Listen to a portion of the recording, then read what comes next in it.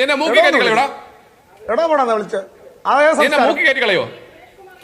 ശരി, നമുക്ക് എന്തായാലും എനിക്ക് ഈ തരത്തിൽ ഈ ചർച്ച തുടരാൻ കഴിയില്ല. ശ്രീ ജ്യോതികുമാർ ചാമക്കാല, 2 മിനിറ്റാണുള്ളത്. മോഷണമോ സ്പോൺസറെ കണ്ടെത്തലോ ഒന്നും ദേവസ്വം ബോർഡിന്റെ ഉത്തരവാദിത്തത്തിൽ വരുന്നതല്ല എന്നാണ് ഇപ്പോൾ CPM നേതാക്കളും മന്ത്രിമാരടക്കമുള്ളവരും പറയുന്നത്. നിങ്ങൾ എന്താണ് ഇതേക്കുറിച്ച് മനസ്സിലാക്കിയിട്ടുള്ളത്? എത്ര വിചിത്രമായ വാദമായിട്ടാണ് വന്നിരിക്കുന്ന ആലോചിച്ചു. കേരളത്തിലെ ജനങ്ങളെയൊക്കെ എത്ര വിഡ്ഢികളാക്കുക.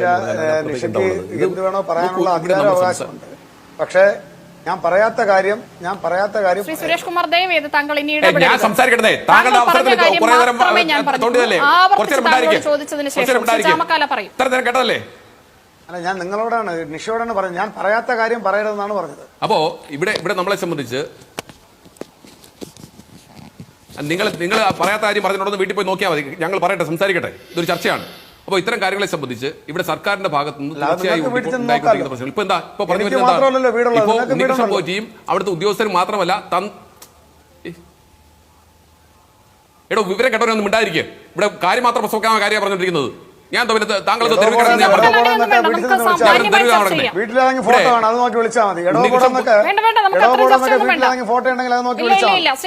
ചോദ്യത്തിന് ഉത്തരം പറയും. എടോപോടെന്നൊക്കെ വിളിക്കുന്നത് വീട്ടിലേതെങ്കിലും മുതിർന്ന ആളുകളുണ്ടെങ്കിൽ അവരെ വിളിച്ചാൽ മതി, ഇങ്ങോട്ട് വിളിക്കണ്ട. തന്റെ അവസരം സംഭാഷണത്തിലേക്ക് പോരുന്നത് ശ്രീ ചാമക്കാല ദേവസ്വം ബോർഡിന്റെ വീട്ടിൽ ആരെങ്കിലും മുതിർന്നവരുണ്ടെങ്കിൽ അവരെ വിളിച്ചാൽ മതി, വിളിച്ചാൽ മതി, ഇങ്ങോട്ട് വിളിക്കണ്ട. ഇങ്ങോട്ട് ഞാൻ നിങ്ങളെ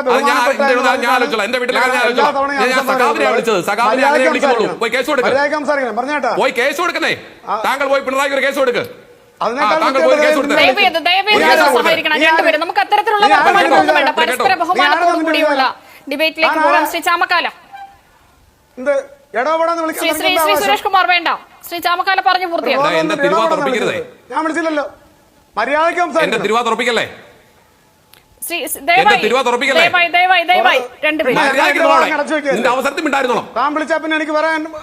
അത്തരം വെല്ലുവിളികളോ ഭീഷണിയോ ഒന്നും വേണ്ട. ഈ പ്ലാറ്റ്ഫോം അത് അനുവദിക്കാൻ കഴിയില്ല. തന്റെ കീഴെ വീട്ടുകാരനാണോ താനാരാ? ഞാൻ എന്റെ അവസരത്തിൽ സംസാരിക്കുമ്പോൾ മിണ്ടായിരിക്കാൻ പറയണം. വിവരം കേട്ടവൻ, മനസ്സിലായില്ലേ? എന്നെ മര്യാദ പഠിപ്പിക്കാൻ വന്നല്ലോ ആദ്യം. എന്നെ മര്യാദ പഠിപ്പിക്കാൻ വന്നല്ലോ. ഞാൻ ഉണ്ടായിരുന്നില്ലേ? എന്നെ മര്യാദ പഠിപ്പിക്കാൻ ഞാൻ ഉണ്ടായിരുന്നില്ലേ?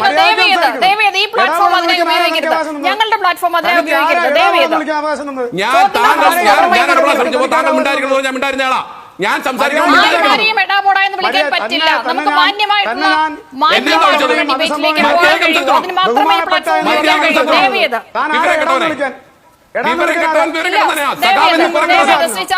സുരേഷ് കുമാർ വിളിക്കേണ്ടി വന്നാൽ വിളിക്കും, വിളിപ്പിച്ചാൽ വിളിക്കും, വിളിക്കേണ്ടി വന്നാൽ വിളിക്കും, വിളിപ്പിച്ചാൽ വിളിക്കും. സാധാരണ മനുഷ്യൻ കൂടുതൽ വേണ്ട, മര്യാദയ്ക്ക് സംസാരിക്കണം. പറഞ്ഞേട്ടാ, താൻ ആരോടെ എടാന്ന് വിളിക്കാൻ? താൻ ആരാ എന്നെ എടാന്ന് വിളിക്കാൻ? പിണറായിക്ക് എന്താ 3 കാലുണ്ടോ? പിണറായിക്ക് 4 കാലുണ്ടോ? ശ്രീ സുരേഷ് കുമാർ ദയവായി പ്രതികരിക്കണം. പ്രകോപനം ഉണ്ടാക്കരുത്. പറഞ്ഞത് ചാനൽ എടോ നല്ല വിളിച്ച് സംസാരിക്കേണ്ടത്, മനസ്സിലായോ? താൻ മര്യാദ പഠിപ്പിക്കണം. താൻ ആരെടുത്താ മര്യാദ കാണിക്കുന്നത്? ഞാൻ തന്നെ പോലെ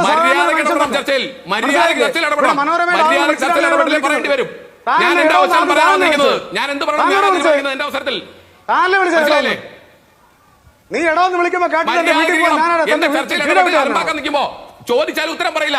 ഞാൻ എന്ത് പറയണമെന്ന് ഞാൻ തീരുമാനിക്കും. എന്റെ അവസരത്തിൽ ഞാൻ താങ്കളുടെ അവസരത്തിൽ ഞാൻ ഇടപെട്ടപ്പോ താങ്കൾ നിയന്ത്രിച്ചില്ലേ? ഞാൻ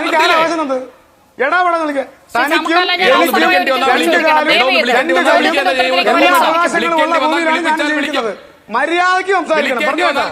മര്യാദയ്ക്ക് സംസാരിക്കണം. തിരിച്ച് അതേപോലെ കേൾക്കും. അല്ലല്ല, അതേപോലെ കേൾക്കും. പാലും ചൂട്ടി പോകില്ല. അങ്ങനെ പോകുന്നവര് കാണുമായിരിക്കും. അങ്ങനെയുള്ളവരായിരിക്കും സ്വന്തം പാർട്ടി കണ്ടിട്ടുള്ളത്.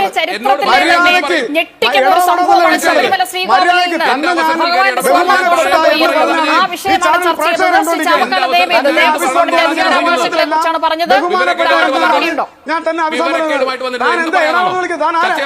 താൻ ആര്?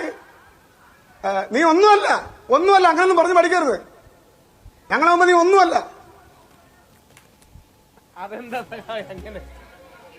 ശ്രീ സുരേഷ് കുമാർ, ഈ പ്ലാറ്റ്ഫോം ദയവേത് ഇത്തരത്തിലുള്ള വെല്ലുവിളികൾക്ക് ഉപയോഗിക്കരുത്. ആരാ വെല്ലുവിളിക്ക് ആരാ ഉപയോഗിച്ചത്? നീ എന്നെ മൂക്കി കയറ്റി കളയോടാ? എടാ പോടാ വിളിച്ചത്. മൂക്കി കയറ്റി കളയോ? ശരി, നമുക്ക് എന്തായാലും എനിക്ക് ഈ തരത്തിൽ ഈ ചർച്ച തുടരാൻ കഴിയില്ല.